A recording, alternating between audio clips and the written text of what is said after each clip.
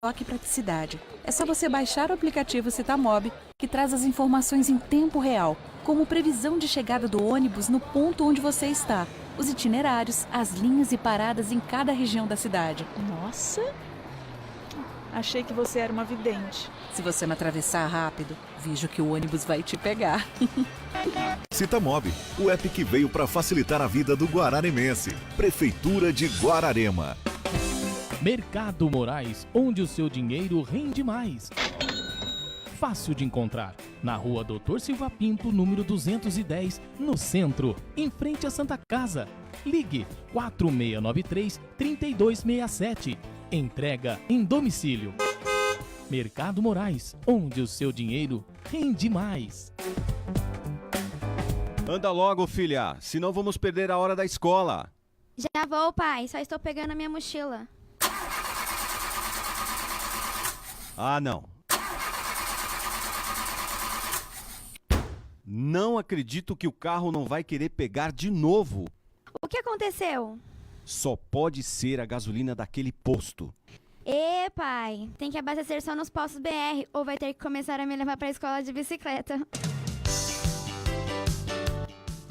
São 3 postos da rede Petrobras em Guararema. No bairro Ipiranga, o Alto Posto Reino Sol está localizado na Avenida Antônio Teixeira Muniz, número 1810. No Itapema, você encontra o Alto Posto Porta do Sol, na Avenida Doutor Ademar de Barros, número 662. E no centro está o Alto Posto Manhãs do Sol, na Rua Marcondes Flores, número 500. Rede Petrobras, além da honestidade e tecnologia, o prazer de bem servir.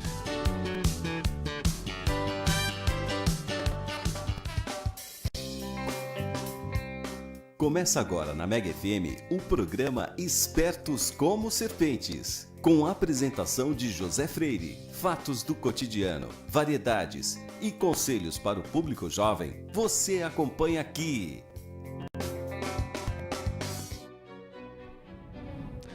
O homem é um animal político. Aristóteles. Muito obrigado, querido ouvinte, você que está me deixando entrar na sua casa, no seu trabalho, no seu carro.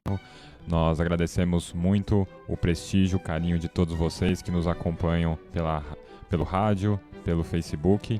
E hoje daremos início a mais um programa Espertos como Serpentes. E hoje o tema é o sentido da política. Mas antes de falar propriamente sobre política, como em todo programa, eu vou retomar algumas das coisas que a gente trabalhou no programa passado. Então, qual foi a principal coisa trabalhada no programa passado? O sentido do trabalho. E eu falei que o trabalho ele tem 3 sentidos. Primeiramente, o trabalho ele é o meio pelo qual você prove o seu próprio sustento e o sustento de outras pessoas. Ele é o meio pelo qual você adquire um conjunto de virtudes, hábitos que estão integrados à sua personalidade que fomentam o bem. E terceiro, o trabalho é o meio pelo qual você gera um impacto positivo ou negativo na sociedade, dependendo da maneira como você trabalha. E perceba que todos os programas eu tenho enfatizado muito a ideia de sentido. Então, o sentido do trabalho seriam esses 3. E disso a gente pode tirar algumas conclusões. Como eu disse, esquematicamente, nós representamos o sentido como se fosse uma seta. Então, existe uma necessidade, por exemplo, a fome, e existe um objeto que satisfaz essa necessidade, que é o alimento. E entre uma coisa e outra, existe o sentido, que é o mediador entre uma necessidade e o objeto que satisfaz essa necessidade. Consequentemente, a gente pode tirar daí uma regra geral. Tudo que tem sentido fora de si próprio. Por quê? Porque o sentido é justamente uma seta que aponta para fora, aponta para um objeto que consegue satisfazer uma necessidade. Tá? Também é assim com a política. E qual que é a grande dificuldade de tratar de política atualmente? É que nós estamos cercados, na verdade muitas vezes nós mesmos somos pessoas profundamente fundamentalistas. E o que eu quero dizer por fundamentalista? É um termo técnico usado por um filósofo austríaco chamado Erich Vöcklin. Fundamentalista é uma pessoa que acredita em palavras e frases independentemente do que elas significam. Ou seja, é aquele sujeito que defende democracia sem jamais ter parado para pensar o que democracia significa. é aquele sujeito que pede direito à saúde sem jamais ter refletido qual que é o conteúdo do direito à saúde, o que exatamente significa direito à saúde. Então, se vocês pararem para pensar, nós estamos numa época em que as conversas se assemelham muito a conversas de pessoas malucas entre si. Por quê? Porque você tem uma pessoa que está defendendo uma coisa que não sabe o que significa e você tem outra pessoa rebatendo sobre uma outra coisa que ela também não sabe o que significa. Por isso que a maioria esmagadora das discussões no âmbito das redes sociais, até mesmo no âmbito acadêmico, são absolutamente inúteis. Por quê? Porque ninguém sabe ao certo do que se está falando. São pessoas que simplesmente estão trocando símbolos verbais, palavras um com o outro. E isso empobrece profundamente o debate, especialmente o debate político. Então, para a gente começar a falar sobre política, eu não vou aqui dar uma definição fechada de política, porque isso está além da minha capacidade. Mas eu vou apresentar algumas ferramentas para que a gente possa começar a pensar sobre a política e que maneira nós podemos usar para escolher candidatos que vão exercer posições de autoridade na nossa sociedade. Então, para fazer isso, eu me baseei neste livro aqui, Como Pensar sobre as Grandes Ideias, do filósofo americano Mortimer Adler, tá? Então, eu já dei uma dica para vocês sobre como começar a pensar sobre política. Partindo do pressuposto que a política tem um sentido, esse sentido não está na própria atividade política, e sim em alguma coisa que está fora dela, que ela vai realizar. Ou seja, a política não é um fim em si mesmo, ela aponta para alguma coisa que está fora. Se a gente for analisar o trabalho de alguns autores, desde a antiguidade até a modernidade, a gente percebe que em vários trabalhos está presente uma expressão chamada bem comum.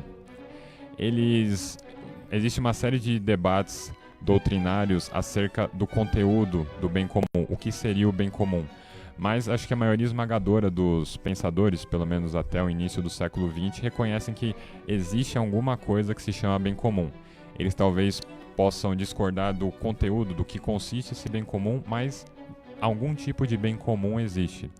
E perceba que quando nós falamos um bem comum, não se trata do bem do José, do Pedro, da Maria ou da Carla. É alguma coisa que beneficia toda uma coletividade, independentemente das pessoas que a compõem.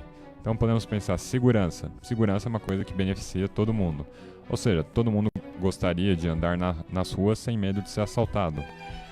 Liberdade. Todo mundo gostaria de ter o direito de ir e vir.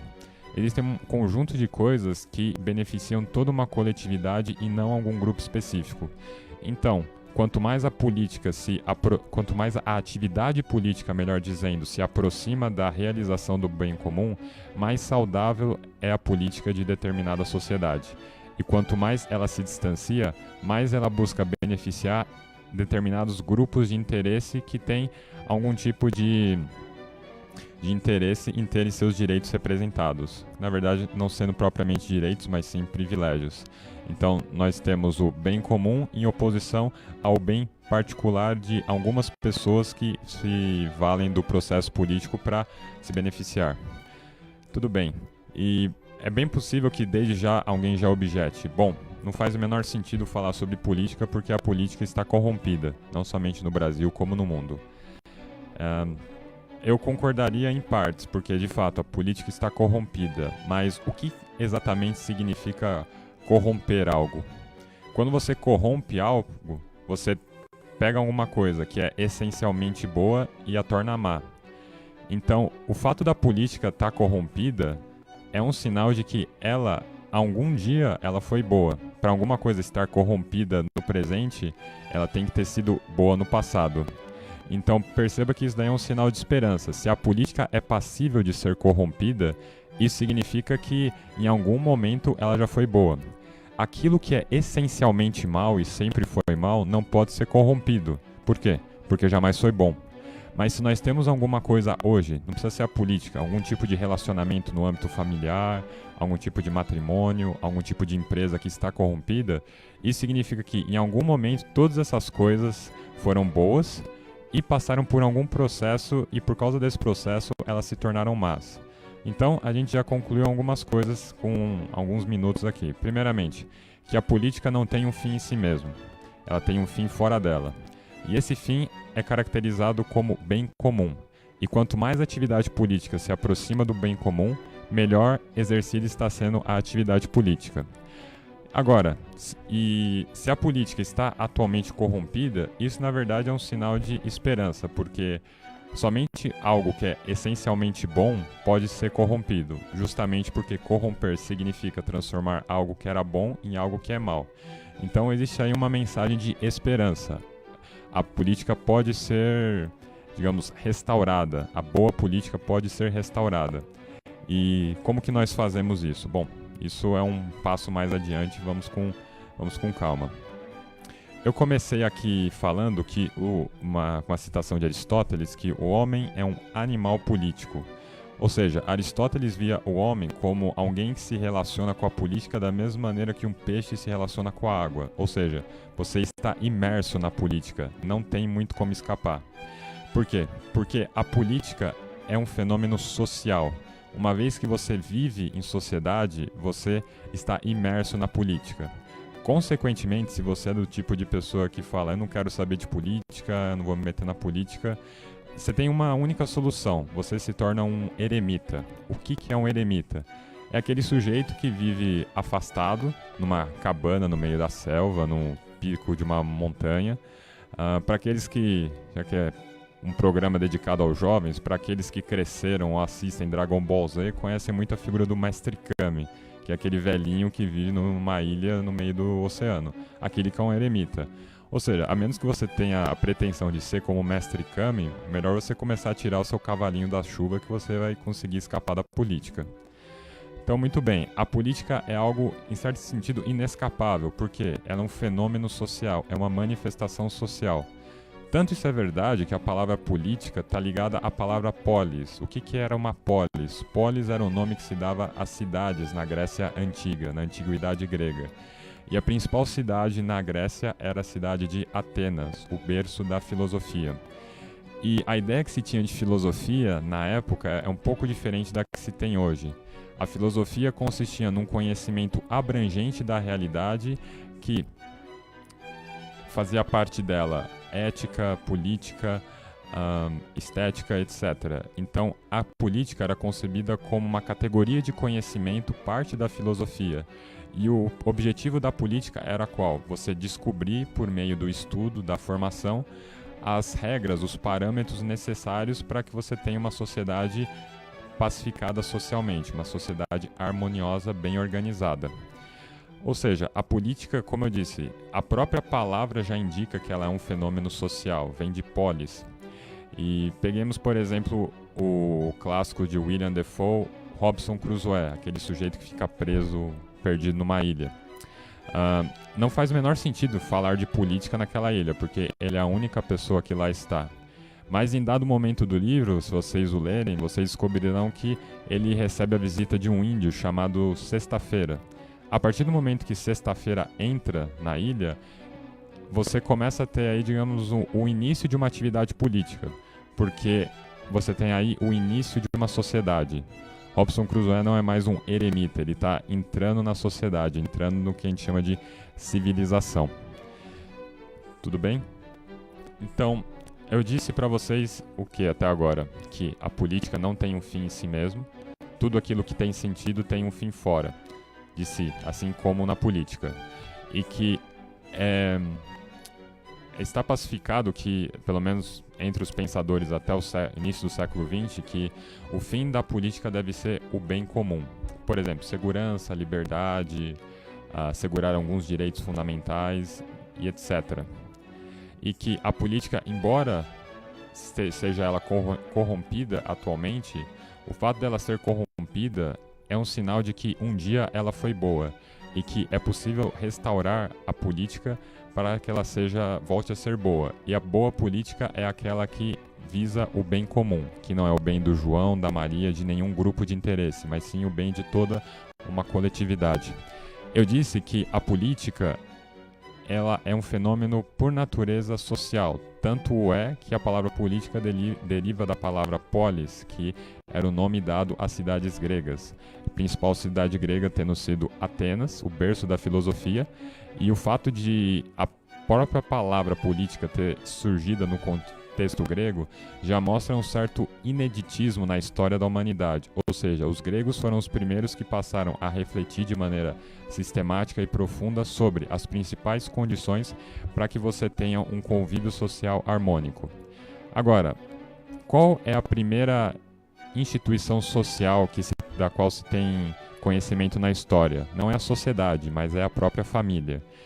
E o que é que une uma família? Os laços de sangue.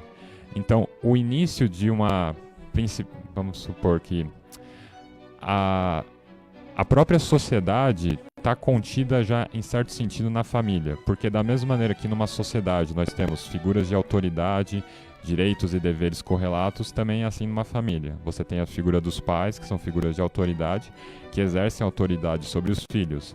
E os filhos, eles têm um dever de obediência até determinado momento da vida. E posteriormente, os próprios filhos também eles têm direitos e deveres, os pais não podem fazer o que bem entenderem com os filhos. Então a gente tem numa sociedade um pouco o reflexo do que já existe numa família. Qual que é a principal diferença? É que a família é uma organização social em que seus membros são unidos pelo vínculo sanguíneo, enquanto que o que promove essa união entre os membros de uma sociedade? O direito, as leis. Não existe sociedade sem leis, não existe nenhuma sociedade sem algum tipo de vínculo jurídico entre os seus membros, ainda que esse vínculo jurídico não seja formalmente reconhecido numa Constituição ou num Código Civil. Então, quais são os requisitos necessários para que a gente tenha sociedade e, por sua vez, política? Para que você tenha uma sociedade, primeiro, você precisa de pessoas, um povo, uma coletividade organizada em torno de algum tipo de vínculo jurídico que as mantém unidas, localizada num determinado território. Então, se a gente fosse pensar numa equação matemática, seria sociedade igual povo mais território mais lei. Qual que é o grande drama dos hebreus no Antigo Testamento, até um determinado ponto? É que os hebreus são um povo que não tem uma terra. E a promessa que é feita por Deus aos hebreus é justamente que, libertados do jugo do faraó e peregrinando pelo deserto, eles um dia chegariam a Canaã, a terra prometida, e aí sim eles seriam uma nação politicamente organizada. Tudo bem. Uma vez que você tem uma sociedade, uma nação politicamente organizada, aí vem a questão. Como que você escolhe as pessoas que vão exercer as funções de autoridade numa sociedade? Quais são os requisitos e os meios necessários para tanto? Vamos descobrir isso no segundo bloco. Tudo de bom, Mega! Falhas na partida do seu carro? O consumo de combustível aumentou? Danos no filtro de combustível, nas velas e bomba do motor? Perda de potência? Xiii! Acho que está na hora de abastecer em um local de confiança, hein? Vá até os postos da rede Petrobras em Guararema. Neles, você encontra combustível com qualidade garantida, além da maior linha de óleos, filtros e aditivos da cidade. E pode confiar, lá não entra gasolina formulada. São 3 postos de confiança na cidade. No bairro Ipiranga, o Alto Posto Reino Sol está localizado na Avenida Antônio Teixeira Muniz, número 1810. No Itapema, você encontra o Alto Posto Porta do Sol, na Avenida Doutor Ademar de Barros, número 662. E no centro está o Alto Posto Manhãs do Sol, Rua Marcondes Flores, número 500. Rede Petrobras. Além da honestidade e tecnologia, o prazer em bem servir. Você sabe o que rola aqui na Mega, domingo, às 10 da manhã? Programa Mega Festa. Produção e apresentação, Gomes Mazurca. Programa Mega Festa, domingo, às 10 da manhã. Vem pra festa! Quer saber o que acontece no mundo dos negócios? Acompanhe o programa Gazeta do Comércio em Foco, uma produção dos jornais O Novo e Gazeta do Comércio, em parceria com a Mega FM. A qualquer momento, notícias exclusivas para você.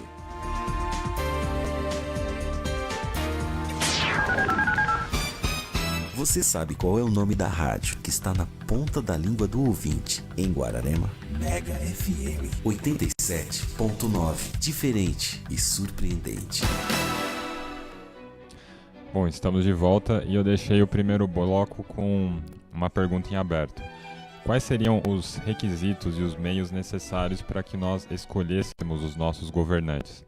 Eu vou passar aqui alguns critérios com base no que os grandes teóricos da política escreveram, né, durante a história da humanidade. Então, primeiro de tudo, um governante precisa ser uma pessoa virtuosa.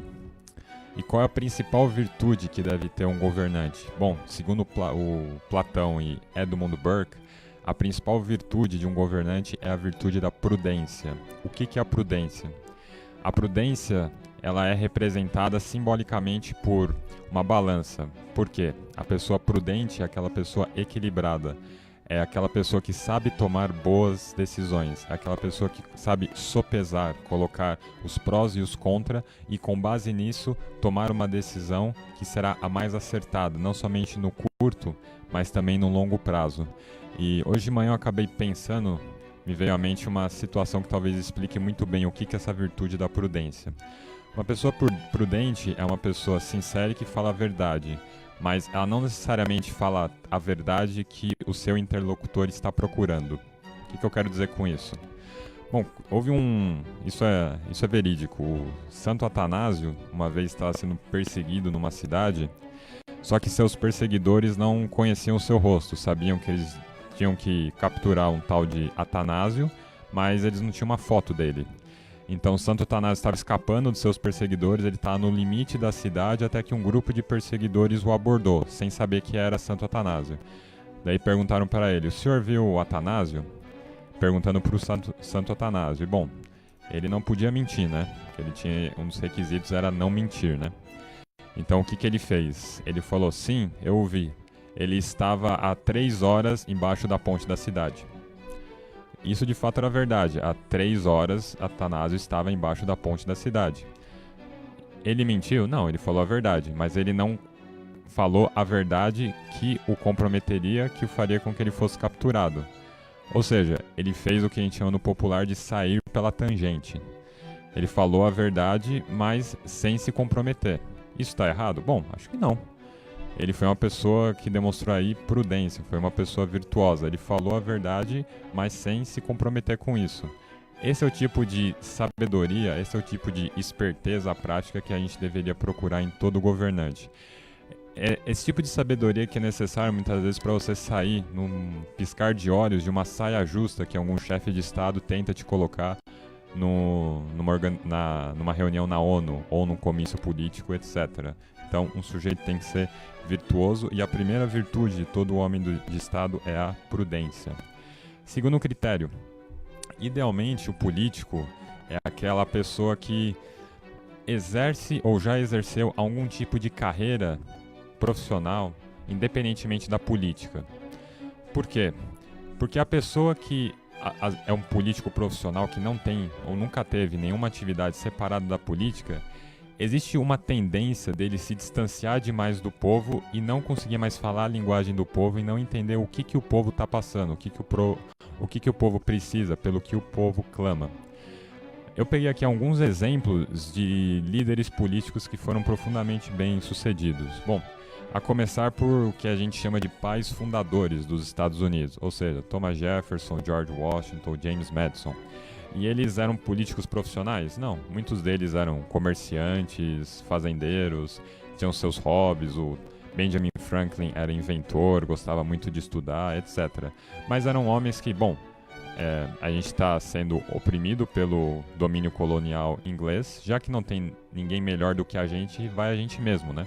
Então, eles que tomaram a frente no processo de independência dos Estados Unidos, que resultou em algo muito bem sucedido, porque afinal foi fundado uma nova república, e não somente foi fundada uma nova república, eles conseguiram derrotar a marinha, o exército britânico, que na época eram os mais poderosos do mundo.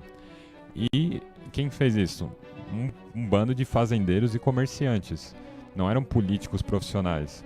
Provavelmente essa experiência, esses conhecimentos que eles obtiveram da carreira militar, como George Washington, ou da prática comercial, ou em saber ouvir o clamor do povo, foi justamente o que os beneficiou no processo de esforço revolucionário contra a Inglaterra.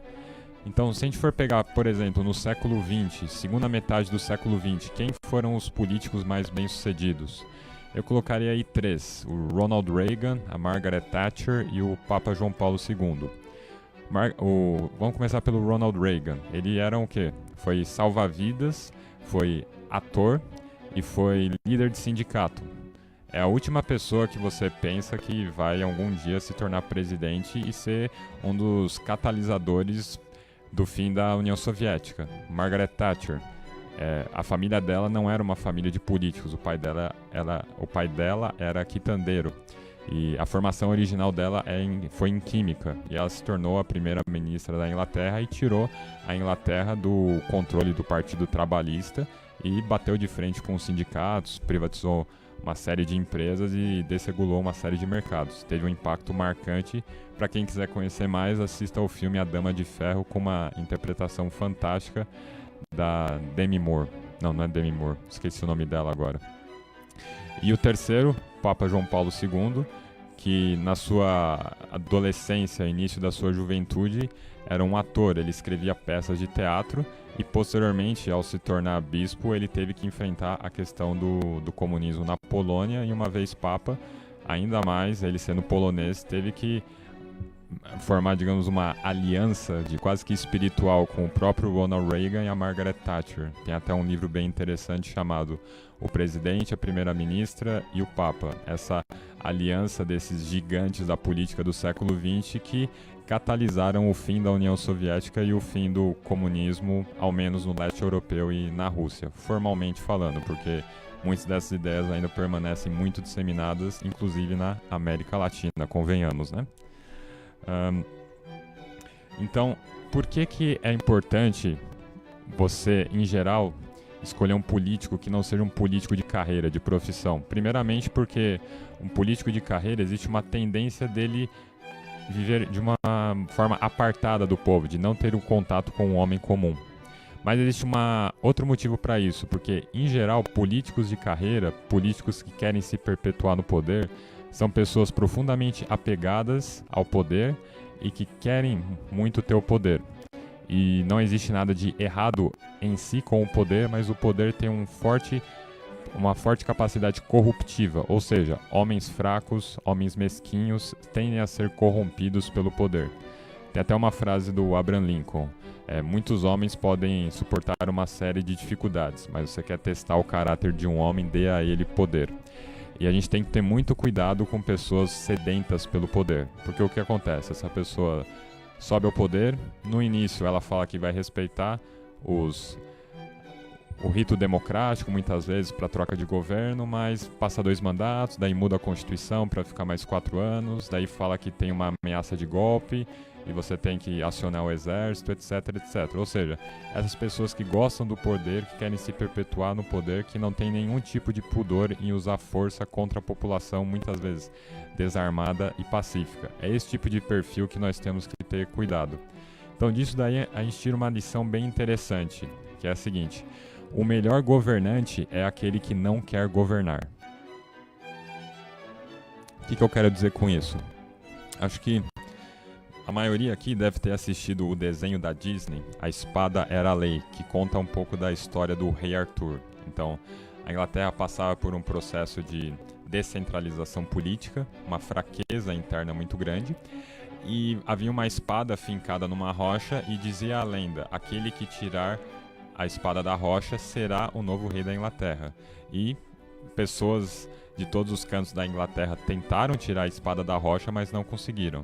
E quem que foi a pessoa que conseguiu? Foi um menino, um tanto quanto frasino, de 13, 14 anos, chamado Arthur, que havia viajado para Londres juntamente com seu irmão, que ia participar de uma competição de cavaleiros.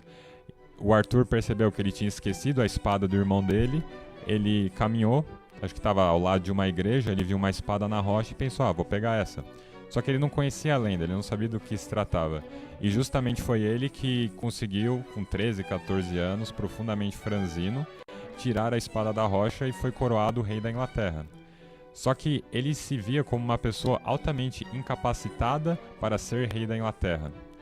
E justamente ele se reconhecer como incapacitado, como indigno de exercer tal posto, era o sinal que ele justamente tinha vocação política.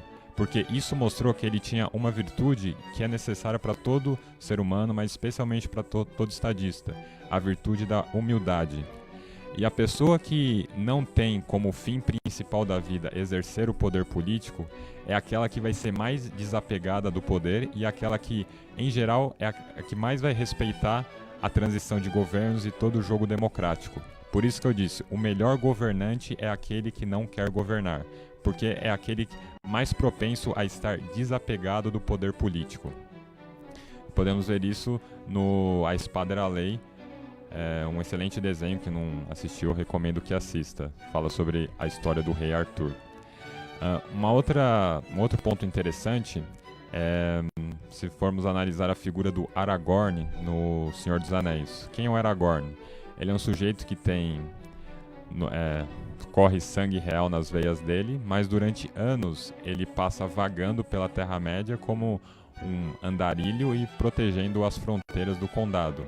Ou seja, é aquele sujeito que abre mão da sua linhagem real para realizar uma função menor aos olhos de muito, mas crucial, porque se ele não tivesse passado tanto tempo perambulando pela Terra-média, reconhecendo o terreno e protegendo o condado, dificilmente o Frodo com seus amigos teriam sido capazes de jogar o Anel do Poder nas chamas do vulcão. Então, você tem uma série de referências no âmbito da literatura, do cinema, dessa verdade, que o melhor governante é aquele que não é um político por profissão e tem uma certa, inclusive, relutância em governar, porque ele não se vê digno disso. Então, a gente tem aí a virtude da prudência e a virtude da humildade. E a terceira virtude, que nós aprendemos isso com Salomão, é a virtude da sabedoria. Qual é a prece de Salomão? Quando Deus aparece para Salomão e fala, eu te dou aquilo que você desejar, Salomão pede, eu quero sabedoria. E sabedoria é justamente aquela virtude que fecha esse tripé, prudência, humildade e sabedoria. Porque sabedoria está ligado a você saber como tomar boas decisões enquanto você exerce o seu poder político. E como que você adquire sabedoria? Bom, formando-se intelectualmente e absorvendo experiência das pessoas que estão ao seu redor.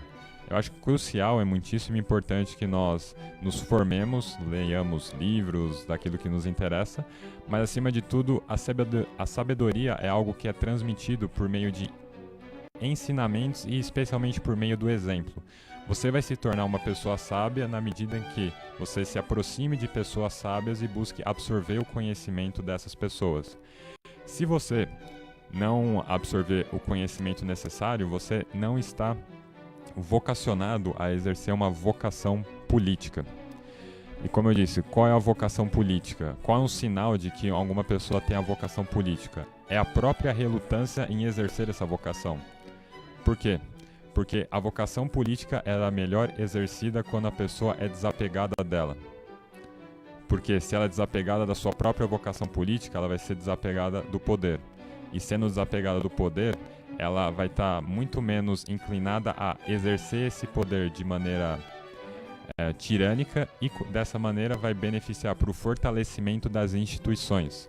Então, a melhor república não é necessariamente aquela que tem os maiores homens, mas sim as instituições mais fortes, para que, mesmo nos momentos em que você não tem grandes líderes, as instituições sejam capazes de aguentar.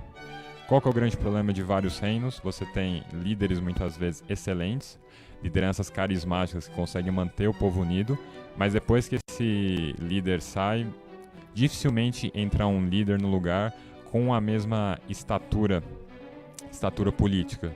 Nós vimos isso mais recentemente no caso da Iugoslávia, que durante muito tempo foi governada pelo Marechal Tito, que conseguiu administrar as tensões sociais dentro da Iugoslávia. Mas posteriormente, quando ele morreu e você teve a dissolução da Iugoslávia, Daí você teve aquela guerra lamentável durante a primeira metade da década de 90 e o assassinato de uma série de pessoas.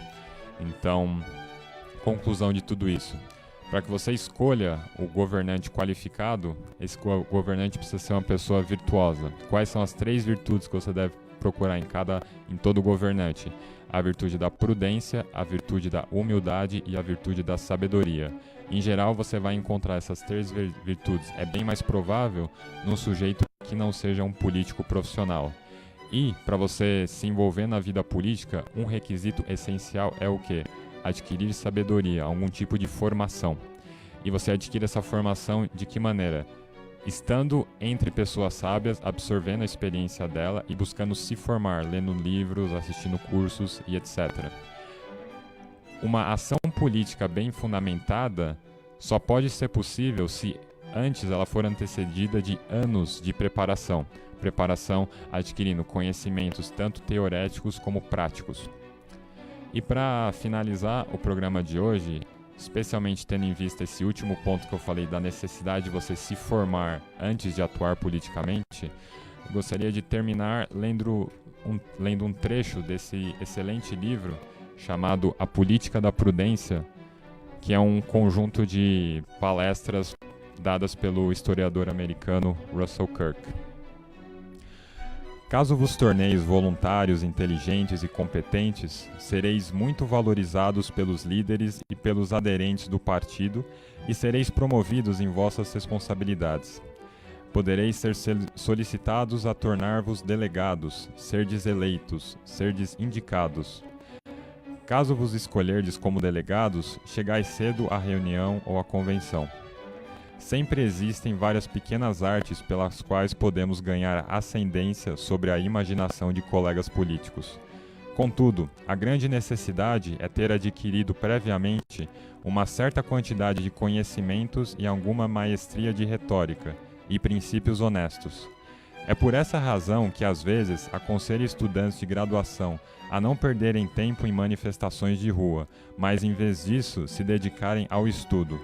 Se Karl Marx, em vez de ficar lendo livros no Museu Britânico, tivesse passado os dias marchando ao redor desse edifício com um cartaz de "Abaixo a burguesia", preso numa tábua sobre os ombros, ora, se tivesse sido tão tolo, o mundo estaria atualmente em uma condição muito melhor.